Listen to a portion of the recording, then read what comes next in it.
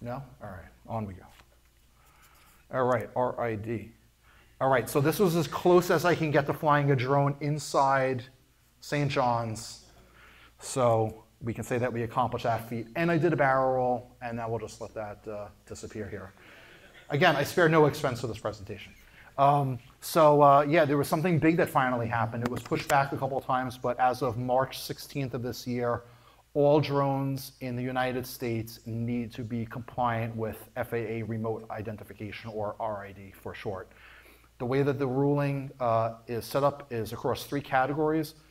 Before I go through these, are there any Part 107 drone pilots here in the audience?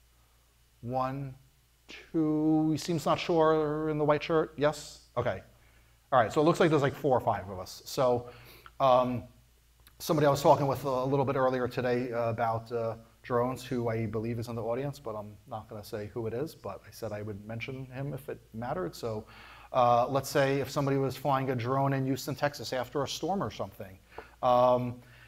If you do not have a drone without built-in remote ID, that is something not good right now.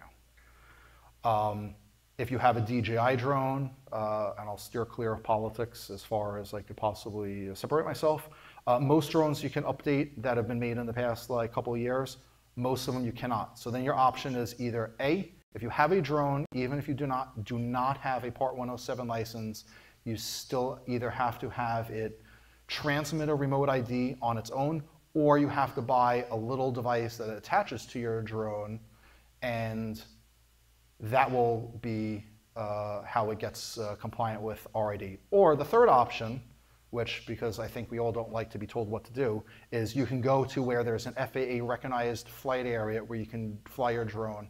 And those are actually pretty good because it's safe. The FAA knows that there's going to be drones. This is like no different than people who are into like rocketry or RC planes and stuff like that. So there are protected areas. If you're in one of those areas, you do not need to be any level of compliance within RID.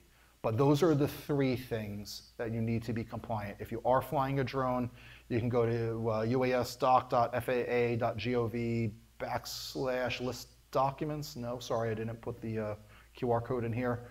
Yeah, you definitely got to read up on the regs. You know, the last thing you want to do is to get in trouble. Localpedia is one thing, but if you become a nuisance and you have the FAA visit you, they're probably pretty scary. So let's just not go there. So again, it's like the FAA. Star Trek fans, that's why I have the Borg. You know, we must comply, you must assimilate, ha ha ha. All right, so what exactly is RID? So what's transmitted? It's the serial number of the device. So by device, it could be the little external RID device, or your actually drone. So whatever the serial number is, that's going to get transmitted. The location of the drone, so like latitude and longitude as well as altitude, so all 3 dimensions, that's going to get transmitted. The velocity, the speed of which the drone is traveling, gets transmitted. What's really neat is the control station location and elevation. So let's say if I'm flying a drone and I'm standing here on the stage and my drone is a half mile away from here, it's taking my GPS from my phone. It's then taking that location of me, passing it back up to the RID device, and then rebroadcasting it down. And I'll get into this on the next slide, but that's actually really important. It's also transmitting the time and whatever the emergency status is. This is all transmitted over Bluetooth and Wi-Fi, mostly over Bluetooth. So if you don't have an SB32 device, everybody in this room, I can guarantee, has a receiver because your cell phone has Bluetooth and Wi-Fi. You can download an app, such as Drone Scanner. Again, love those QR codes.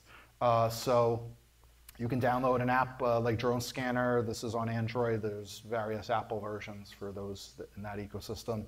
And so again, if you're in range, you will see the location of other drone operators. You'll see the location of yours and other drones. You'll see all the details about the drone, and you're also going to see all the details about the operator. So next time you're in like Central Park or somewhere, open up this app on your phone. You never know what you're going to see. So people can fly drones up to 400 feet. You might be surprised. You might pick some interesting things up. And you might actually see where those people are. I have heard rumors that there are certain people who obscure their location in Central Park, as an example. If somebody sees where they are, let's call it a Karen, if that's okay. Let's say a Karen says, oh no, there's somebody flying a drone, and they run over to the red dot on the map and they find out that that red dot is actually not there. There are some drone pilots that actually do that to obscure for their own safety. But I think that's actually a bad thing to do because it puts the general public in some level of danger.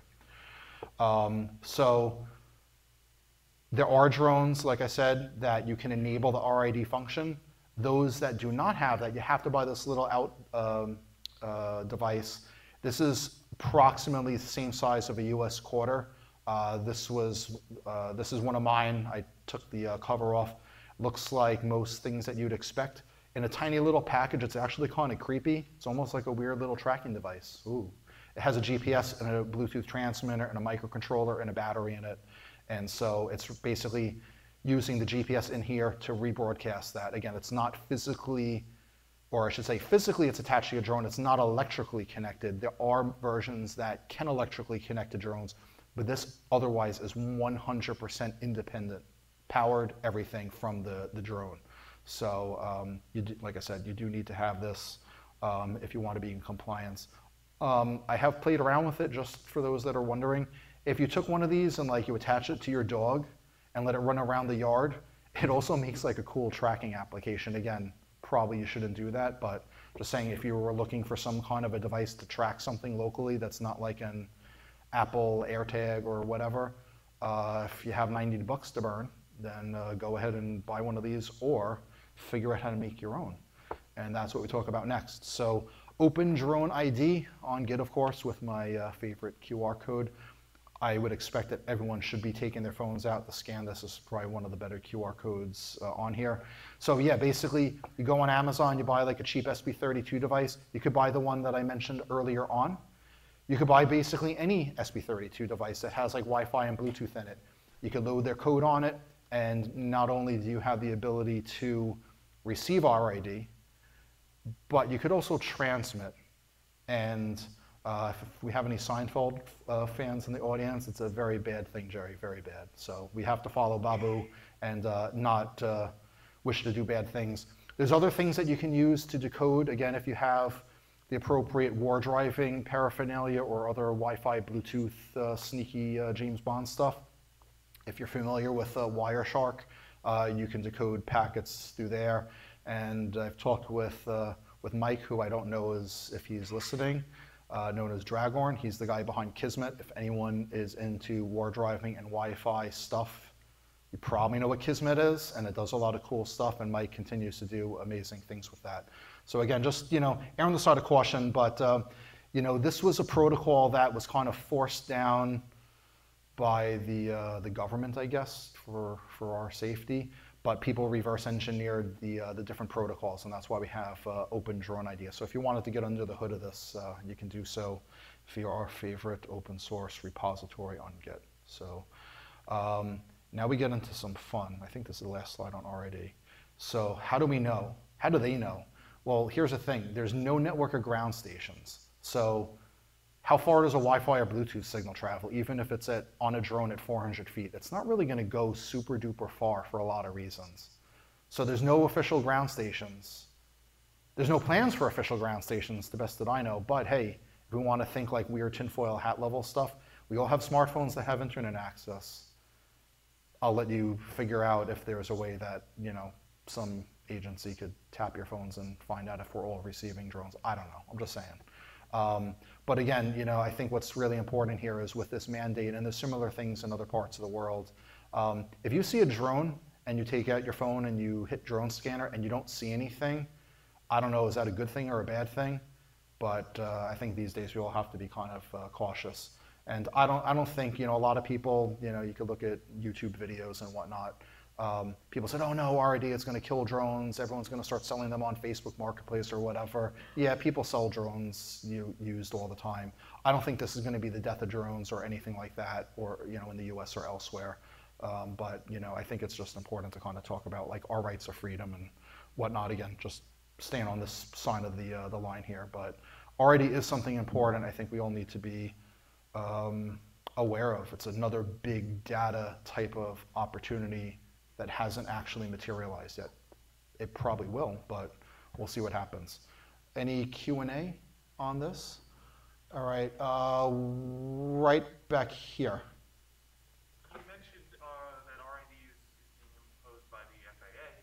Are other countries doing similar things? Are there other privacy implications elsewhere, or is the U.S. leading on this?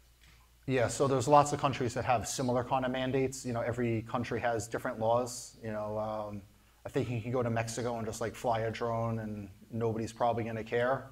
I think that's going to depend on the country. Probably the ones that you would imagine are probably more regulated: Germany, UK, Italy, France, Australia, maybe a few others. But yeah, there's similar type of things, and that's the thing. When we look at consumer device level drones, right? DJI is probably 85% or so market share. They have their own issues in the U.S. right now. They also have issues in other countries. So yeah, it's kind of driven by the device manufacturers. It's driven by countries. Everyone needs to be in compliance. Everyone wants to be their version of the board. So yeah, good question though.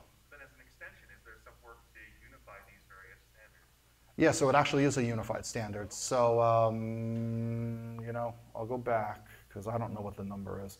So ASTM F3411, that's the FAA compliance thing. So if you want to dig into that, and it's like in typical weird government nebulosity or whatever, you could look into that. But that's why I say, like, look at the Open Drone ID if you want to get into the nuts and bolts of it, because I think it does a pretty good job of unpacking to that standard.